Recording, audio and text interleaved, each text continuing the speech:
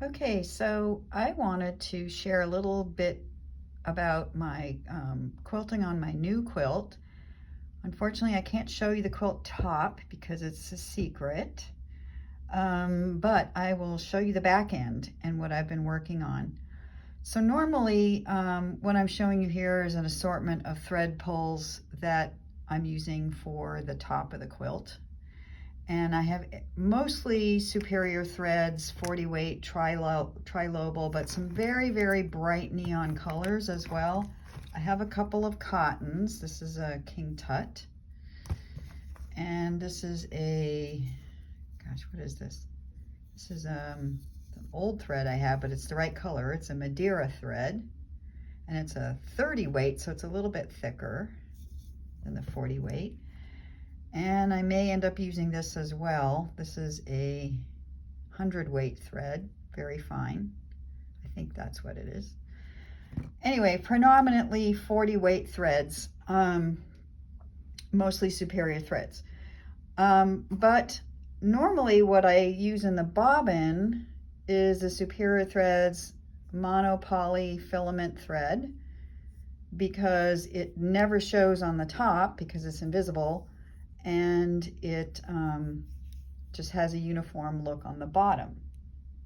However, when I started quilting, let me just take you over here, and I was using some of that red neon thread, you can see that I have some pop-ups showing through, and even though I had worked on the tension ahead of time, I couldn't get those little bits to disappear.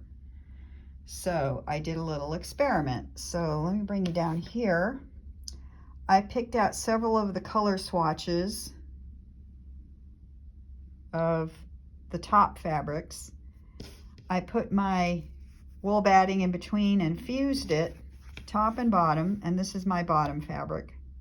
So I sort of duplicated the situation in my actual quilt. And what I did was I tried out different bobbin threads and different tensions and different needles. I started out with what I thought was a size 10 top stitch needle, and I broke it. So I thought, that can't be a 10, that can't be a 12. I thought it was a 12 or 14, but it actually was a 10. So then I switched to the 12, and you can see there the size of the eye. Now, if I was still having needle breakage, I would have moved up to a 14, which, as you can see, has a much larger eye, so it would have caused less thread breakage. You can see the difference again, back to the 12. So it's still a top stitch needle. It's still going to go through all these layers, but it's just a difference between the 12 and the 14 as to what's going to work the best. So I tried out various bobbin threads, and you can see in this sample here, I've got some grays, and I see, yeah, that's gray on that one. But in this sample here, I've used gray and also a tan to see which one I liked better. And I'm not seeing the color from the front anymore, which is a good thing. So, but I did see a little bit of the bobbin thread coming up, like right there. You can see it there on this bright yellow. Not so much on this red. That looks pretty good, actually. And during these samples, I had my tension set at 5, which is normal. But when I actually started to quilt, I actually had to loosen that up to 4.25 because I was still seeing too much of my bobbin thread on top. So here is with this gray thread right here, and the tension isn't quite right. So I had to go back and try a different thread. Sorry, there we go. That thread works a little bit better, and I think I had fixed the tension there. And I'm not seeing any pop-ups on the other side, so that's pretty good tension right there, and I liked that color. And that color ended up being this thread right here, which is an invisible thread, Invisifill by Wonderfill, 100-weight thread.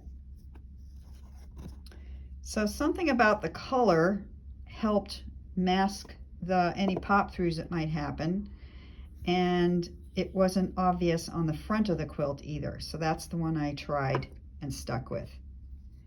I did also try this color, but I ended up liking the silver better.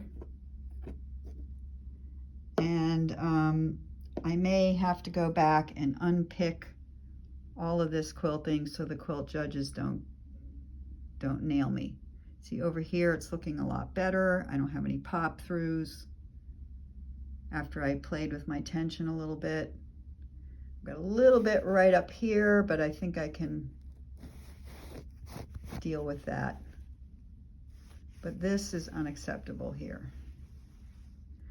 So just wanted to share a little bit about my geeky thread world, and I hope it taught you something.